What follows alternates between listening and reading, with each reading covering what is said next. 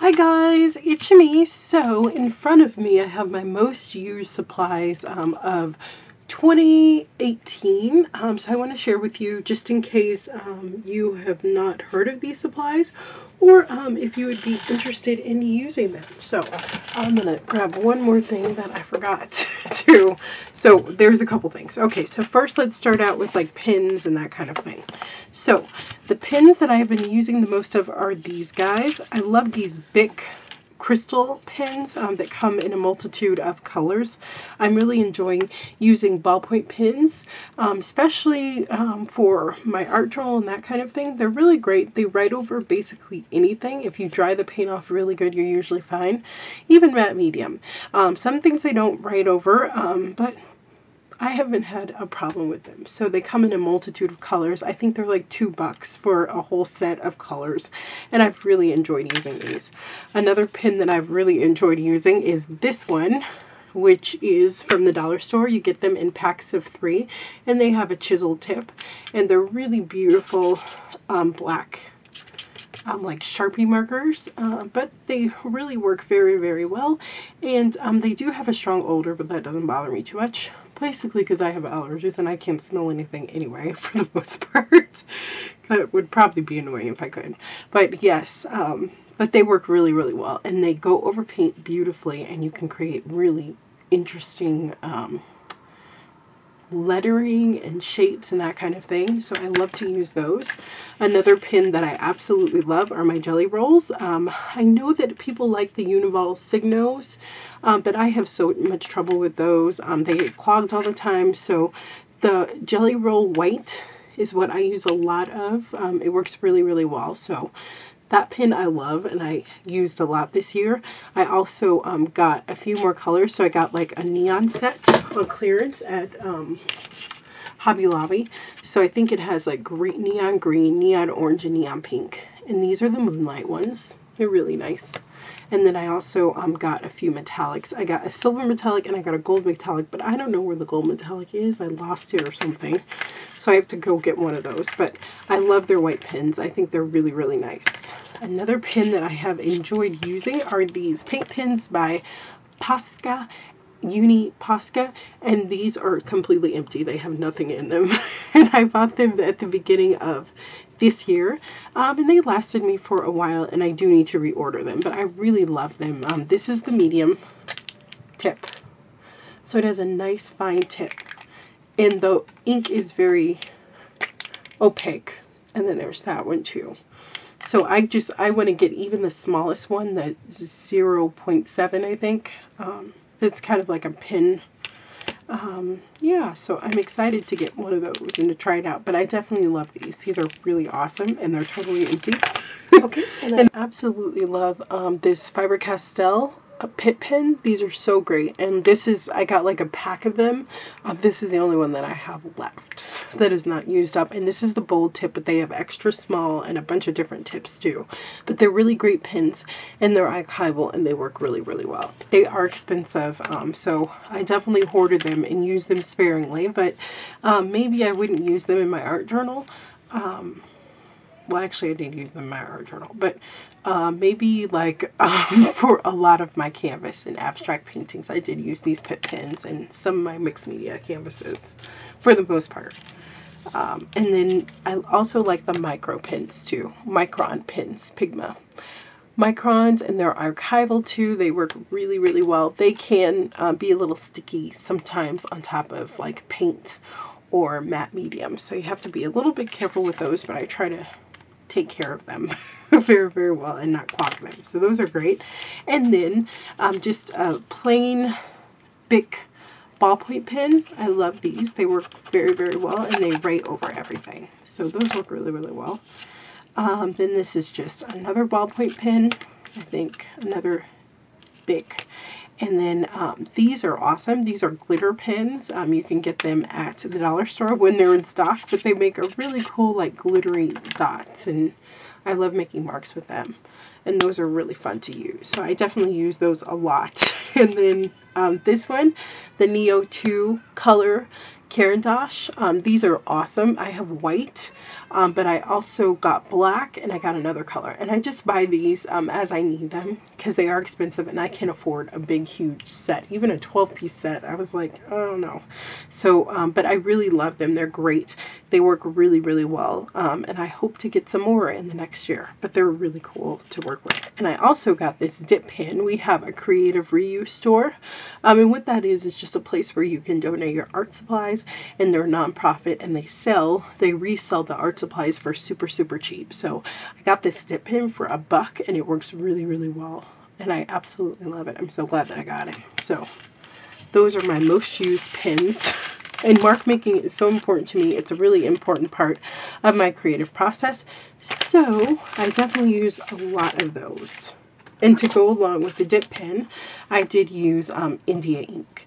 This is just an off-brand made in Korea that we got from a store that was closing. My friend, she just used it for one project that she had in mind, and she knows that I use a lot of different art supplies, so she just gave it to me. She gifted it to me.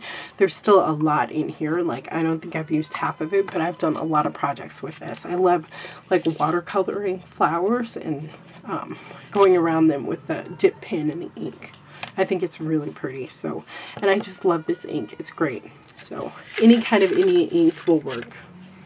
I definitely am not like a brand person for the most part. And then this is the DecoArt's Americana Decoupage glue, at least when it comes to India ink. I do love this though.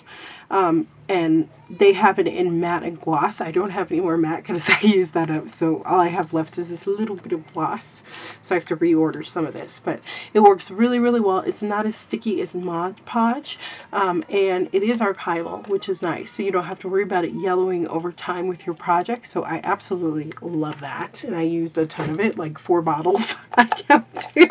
Sometimes I save my bottles to mix stuff in. So that's what happens. And then I discovered these wonderful paints that I love. These are the DecoArt's Americana Premium Paints. And these are wonderful. They are an affordable artist grade paint. And they work really, really well. They're so pigmented and beautiful. And they're light fast, they're archival, and they work really, really well. So I love them. As you can see, they have lots of marks and paint. I've been using them a lot for my abstract painting, but it's really a good value. You get like, 2.5, and they're very affordable. They're maybe like, I think maybe, I know you can get them at Michael's for like $2.99 in Colorado a bottle, which is great. And when they first came out, I tried to get to the store because they had them where you could get buy 2, get 1 free, which was a really great deal. And they have not done that sell again, but I hope that they do because I will totally be on it this year. But I do have a whole set of like the basic colors, and I really enjoy using these paints, and they're really beautiful and creamy and wonderful, and you can use them a lot in different paintings. I love the DecoArt's paints in general. You guys know I've made tons of videos on these little guys that I love. They're just pigmented and they make great stuff, and part of the things that they make that I absolutely love are their paints, and they're affordable, they're archival, they're pigmented, and they're a great option for someone on a budget like me. So, and this is what I use in my classes too with my students. We do use some of these paints, so I love them. I think they're amazing. And then I also love the DecoArt's Americana white gesso. I usually get it in the little container, but I ran out, so I'm using this one. But you can get it in the tubes, or they have it in a small container too. It's part of their media collection. But I really love this. I love this gesso because it's so smooth and it spreads with a palette knife beautifully. So I absolutely adore that. So those are good DecoArt's products that I used a lot of that I really love. And also the DecoArt's black gesso. I should have checked that out, but I think I'm out of that. But it works great. I love to do underpainting on my abstracts, and I do it with the DecoArt's black gesso, and it's so smooth and creamy and beautiful. Also, I love this glue stick. It's the Go On Purple Dries Clear purple glue stick that we all had when we were in school. If you were in America, probably you had this. And this one is empty.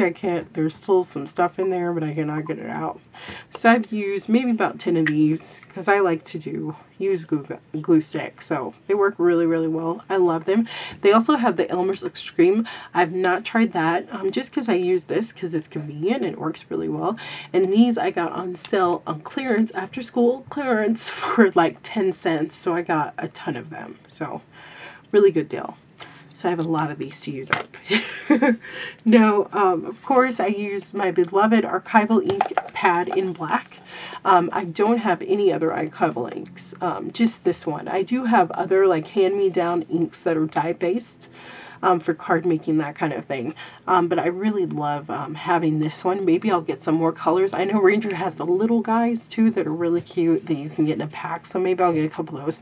But I really love the black, and I tell all my students to take my classes that if you're going to get one, just get the jet black, because the black, especially with mixed media, it adds such beautiful like texture and dimension to your work.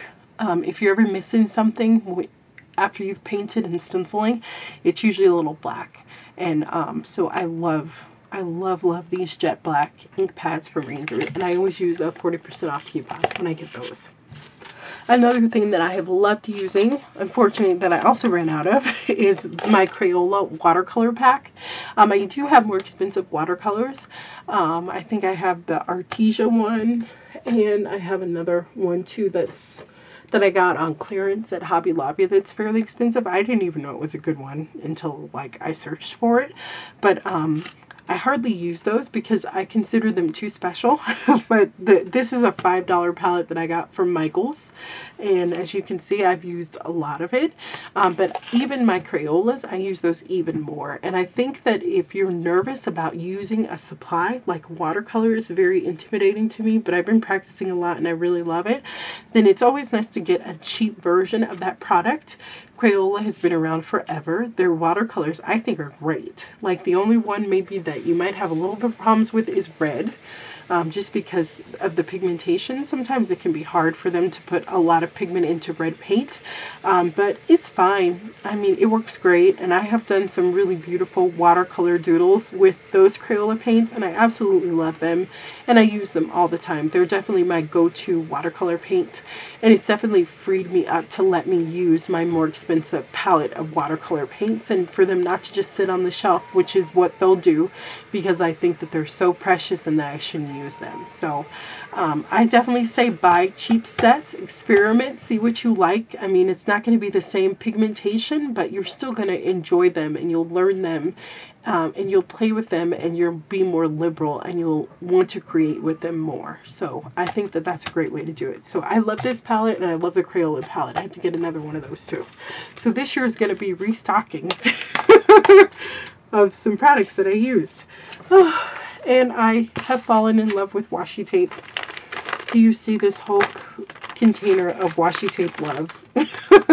I bought like a set for my students. And before that, you know, I used washi tape maybe on cards, maybe like a little bit in my art journaling, but not really. But once I started making like tutorials for them to use and do with washi tape, I absolutely fell in love with it. So a lot of these have been gifted to me. And then I bought some from eBay and some are dollar store brand. But I absolutely love washi tape, especially the black and white tapes. I think if you're on a limited budget, the best way to go is to get the black and white tapes. And the great thing is that Michaels, I hope they bring this back, has been doing their washi tape 3 for 99 cents. So I hope that they bring that back. And it's like this whole container you can rummage through and get what you want. But these are so loved. And the black and white ones are the ones that I use the most. They go with everything. But there's some pretty ones in here too, also that you can use. But these are definitely my 5 ones that I absolutely love. And there's a black and white one in there too, like a black and white polka dot one that looks like this, only it's actually tape. So, and that is my nephew crying. I don't know why. Sorry if you can hear him. Forgive me. And then my most other used thing that I absolutely love are old books. I've been using them for collaging, for all sorts of things.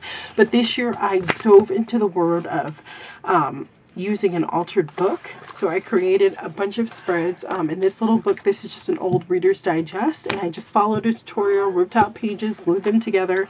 Nothing fancy, but it's just been such a joy to just create in this book. So I really, really have enjoyed this, and it's been an absolute joy. So I love it.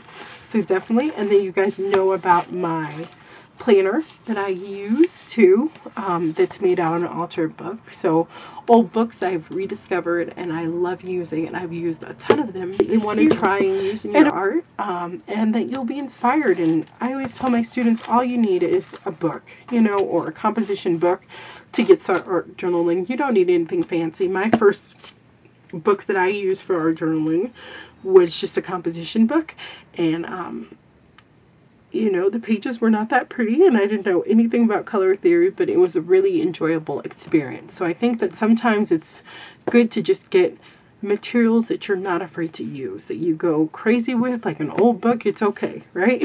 It costs you what, like 25 cents or $1, and you glue pages together, you use a little bit of glue stick, and it's okay if they don't turn out to be masterpieces. But the main thing is that you get your feelings out, you get that creativity out.